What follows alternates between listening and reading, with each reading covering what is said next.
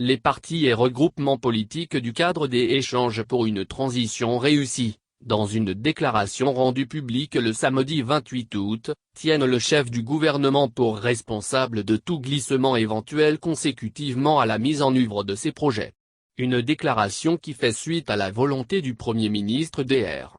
Choguel K. Maïga de provoquer un passage en force. Rien ne va plus entre le Premier ministre Dr. Choguel K. Maïga et les partis et regroupements politiques du cadre des échanges pour une transition réussie.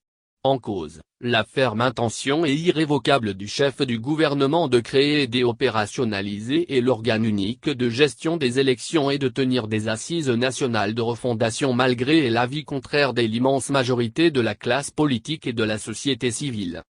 Ceci, au cours de 03 ateliers organisés par le ministère et l'administration territoriale, ont convenu de la nécessité de tenir les élections avec les organes existants. Car, pour eux, le temps imparti reste très insuffisant pour mettre en place l'organe unique de gestion des élections. Quant aux assises nationales de refondation, ils estiment que sa tenue doit se faire parallèlement à l'organisation des élections. Surtout que celles-ci ne consisteront à faire que les synthèses des précédentes concertations.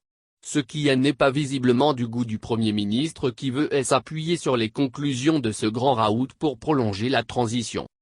Face à cette démarche périlleuse de Dr. Choguel K. Maïga qui n'est pas de nature à favoriser le rassemblement des filles et des fils du pays pour une transition inclusive, les partis et regroupements politiques du cadre des échanges pour une transition réussie affirment leur attachement au respect des délais fixés pour le terme de la transition. Ils réitèrent par la même occasion les préoccupations formulées contre toute action de nature à faire des ouvertures pour une prolongation de la transition.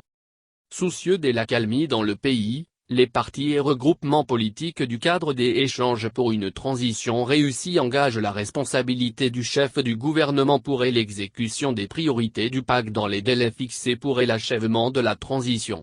Les membres de ce cadre, SEPM, Espérance Nouvelle Gigi Yakoura, ARP, et la Dema Passe, ASMA, Omrda, ILMA, RDS, tiennent le chef du gouvernement pour responsable de tout glissement éventuel consécutivement à la mise en œuvre de ces projets. Plus spécifiquement, ils émettent de vives inquiétudes face aux conditions de préparation des assises nationales de la refondation dont ils ne voient nullement la pertinence.